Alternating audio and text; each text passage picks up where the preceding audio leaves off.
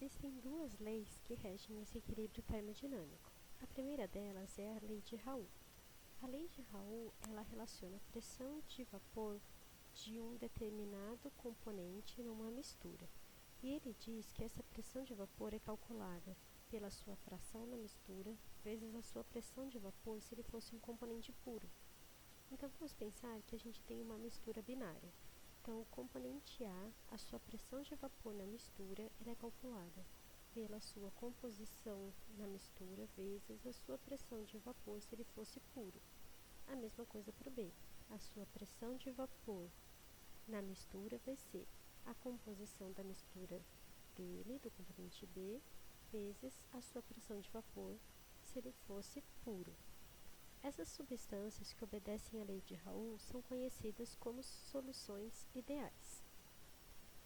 A partir de agora, a gente vai denominar essa pressão de vapor do componente puro com esse zarinho em cima. Então, a gente não vai mais usar puro, vai usar o zarinho em cima.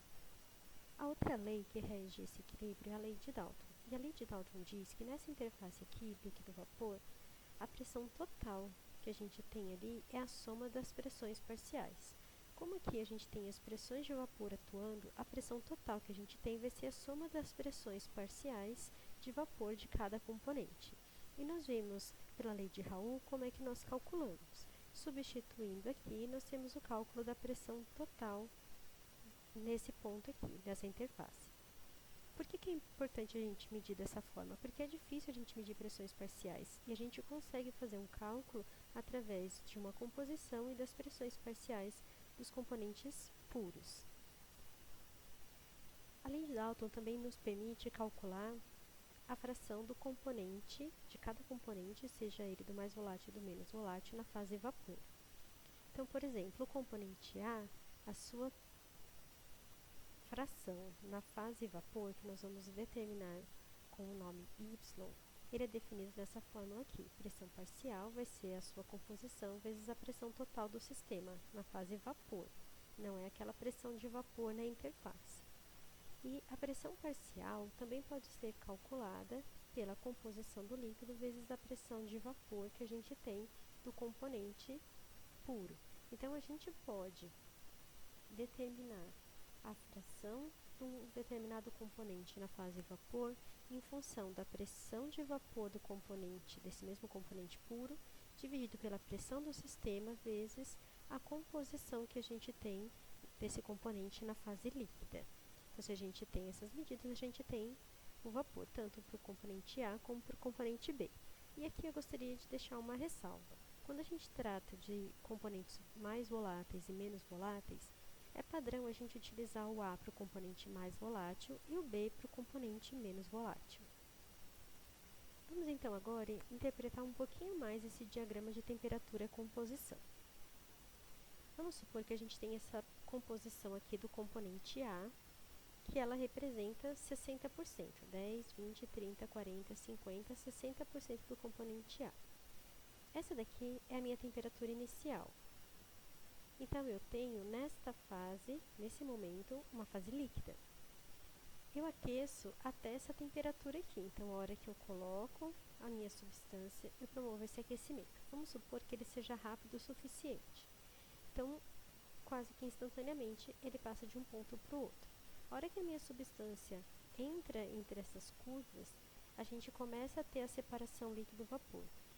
E, através desse gráfico, a gente consegue determinar qual vai ser a composição final dessa substância na fase líquida e na fase vapor. Tenho essa composição, subi até essa temperatura e aqui eu promovo a separação. Então, eu tenho nessa curva, que seria a curva do líquido saturado, a composição do líquido, e nessa curva, que é a curva do vapor saturado, a composição do vapor. Então, é só traçar uma reta horizontal aqui. Tenho 60% no início. Cheguei até essa concentração. Trago para cá, eu vou ter agora na fase líquida 40% do componente mais volátil. Então, eu purifiquei essa fase líquida. E qual que vai ser a composição dele na fase vapor? Venho até aqui e desço. Então, aqui 60, 70, eu diria 78% vai ser na fase vapor. Então, a minha mistura inicial tinha 60% do componente A hora que eu promovi a separação, a fase vapor ficou com 78% desse componente e a fase líquida diminuiu para 40%. Vamos supor agora que eu tenha uma mistura com uma concentração menor. Para eu promover a separação, eu preciso de uma temperatura maior. Então, aqui eu vou ter a composição na fase vapor e aqui eu vou ter a composição na fase líquida. Como que a gente determina essa temperatura aqui no meio? Depende daquilo que a gente quer atingir. Então, se eu aumentar até mais ou menos essa temperatura aqui, traçar uma linha, eu vou ter a fase vapor mais pura, por exemplo, aqui lendo quase 90%. Só que a minha fase líquida, ela vai ficar praticamente com a mesma concentração, então a gente vai ter uma separação muito lenta. Se eu subir muito a temperatura, a composição na fase vapor, ela vai ser muito pequena, vai ser pouca diferença com a composição inicial. E a fase líquida vai ter uma melhor separação. Então, de acordo com o que a gente deseja de produto, a gente vai escolher a melhor temperatura para essa composição que a gente está trabalhando. Então, a partir das leis de Raoult e Dalton, a gente consegue calcular a composição na fase líquida através dessa fórmula daqui. Então, eu tenho a pressão de trabalho menos a pressão de vapor do componente menos volátil, se ele fosse puro, menos a pressão de vapor do componente mais volátil, menos a pressão de vapor do componente menos volátil. A volatilidade relativa, ela indica para a gente qual seria a facilidade ou dificuldade da gente separar dois componentes de uma mistura. Então, a gente vai relacionar a pressão de vapor do componente mais volátil com a pressão de vapor do componente menos volátil. Como a pressão de vapor do componente mais volátil ela é maior do que a do menos volátil, o valor de alfa ele tem que ser maior ou igual a 1. Quanto mais próximo de 1, mais difícil da gente separar, e quanto mais distante de 1, mais fácil da gente fazer essa separação.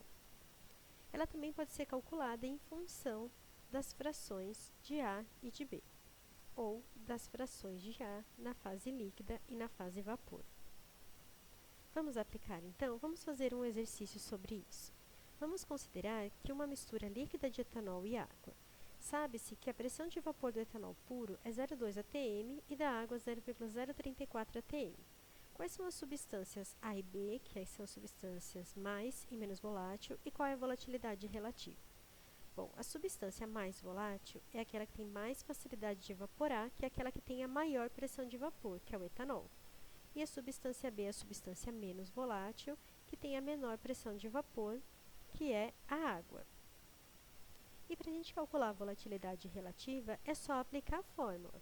Então, eu vou ter que a pressão de vapor de A vale 0, que é o etanol, vale 0,2, e a pressão de vapor de B, que é a água, vale 0,034. Fazendo essa conta, 5,88. Existe mais um fator que nos ajuda a verificar se essa separação é fácil ou é difícil, que é um diagrama de composição por composição, que a gente chama de diagrama XY. Então, no eixo X, a gente tem a fração do líquido do componente, seja ele do mais ou do menos volátil, e no nosso eixo Y, a gente tem a fração molar do componente no vapor, seja ele do mais ou do menos volátil. Então, X no X, Y no Y. Esses dois exemplos são para o componente mais volátil, então eles têm essa aparência daqui. Essa reta que nós temos aqui é a reta 1 para 1, que é uma reta base que a gente vai utilizar. Quanto mais distante essa curva tiver da reta 1 para 1, mais fácil de promover a separação. Então, entre esses dois gráficos, a separação é melhor nesse sistema do que nesse sistema daqui. Essas são as fórmulas, então, que a gente vai utilizar para poder determinar esses gráficos. Para determinar o x do mais volátil e o y do mais volátil, a gente vai usar essas duas fórmulas que a gente viu. E para calcular o x e o y do menos volátil, a gente vai usar a somatória das frações tendo que ser igual a 1, que é aqui embaixo. Para a gente poder aplicar e fazer o cálculo do componente mais volátil, a gente precisa das pressões de vapor. E as pressões de vapor, elas podem ser calculadas por algumas equações.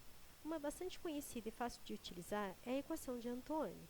A equação de Antoine é essa daqui. Ln da pressão de vapor ele é igual ao primeiro coeficiente de Antoine menos o segundo coeficiente dividido pela temperatura mais o outro coeficiente. Então, se nós temos os 3 coeficientes de Antoine, que são específicos para cada uma das nossas substâncias, e a gente determina a temperatura que a gente quer ver, que a gente quer trabalhar, desculpa, a gente determina a pressão de saturação daquela substância.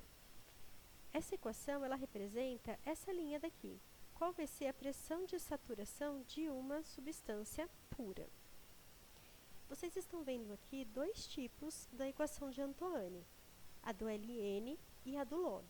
Qual a diferença entre elas? É a unidade que a gente vai trabalhar da temperatura. Então, se a gente está trabalhando com a temperatura em Kelvin, a gente vai usar a equação com Ln. Se a gente está trabalhando com a temperatura em graus Celsius, a gente vai trabalhar com a equação em log. Aqui embaixo, eu coloquei de uma forma simplificada um ajuste dessa equação.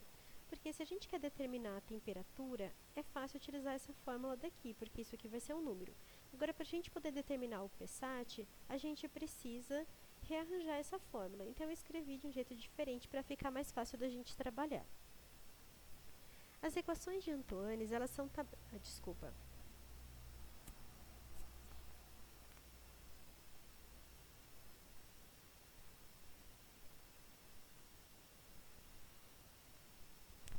As constantes de Antoine, elas são tabeladas. A tabela inicial, ela foi feita por Antoine e foram feitos alguns ajustes ao longo do tempo. Então, cada tabela ela indica para a gente qual vai ser a unidade de pressão que a gente vai trabalhar e qual a temperatura que a gente vai trabalhar. Falei em Kelvin, usei Ln. Falei em graus Celsius, eu vou usar em log. Então, aqui para cada componente, a gente tem os valores de A, B e C e a faixa de temperatura que ele pode ser aplicado. Vamos aplicar, então, essa equação. Calcule a temperatura para a qual a pressão de vapor da água vale 760 ml de Hg usando a equação de Antoine. E nós vamos usar para as duas condições, onde a gente tem os coeficientes A, B e C. Nós vamos trabalhar com a temperatura em Kelvin e a pressão em milímetros de Hg. E quando a gente vai trabalhar com essas constantes, e nessas constantes a temperatura também é em Kelvin, só que a pressão é em atm.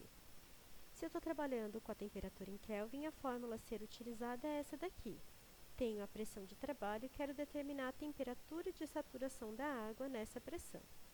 Então, 760 ml de Hg é uma atmosfera. E a gente sabe qual vai ser o valor da água para entrar em ebulição nessa temperatura. Nessa pressão. Nós vamos calcular. Vou começar pelo primeiro caso. Então, eu substituí o valor da pressão, os valores dos coeficientes e estou determinando a temperatura. Esse valor de temperatura deu 373,15 Kelvin. Se eu retirar 273,15, é exatamente o valor da temperatura de ebulição da água, que é 100 graus Celsius. Vamos comparar com o outro. Então, eu tenho aqui embaixo, trabalhando agora com as outras constantes de Antoine. Usei aqui a pressão 1, coloquei os novos valores dos coeficientes e fiz um novo cálculo. A minha temperatura agora deu 372,84 Kelvin, que retirando 273,15, eu tenho 99,69.